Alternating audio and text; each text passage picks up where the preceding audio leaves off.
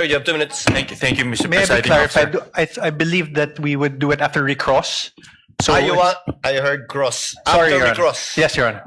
Thank you, Your Honor. Better for us. Yes, Your Honor. Thank you, Mr. Presiding Officer. I just have a few questions, clarificatory questions.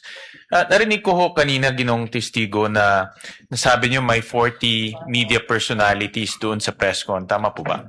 Yes, Your Honor. Pero ang inyong inimbitahan, 6 lang. Yes, Your Honor. Bakit 6 lang?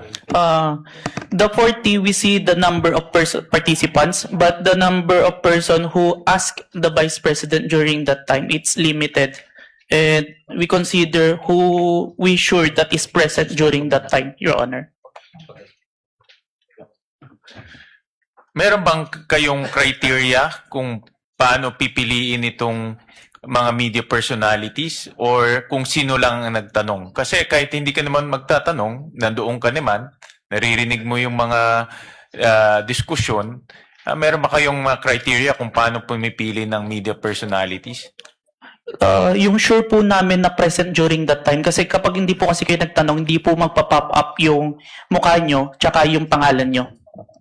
Okay. At itong mga 6 na sinupinan ninyo, ano yung kanyang common statement na ibinigay?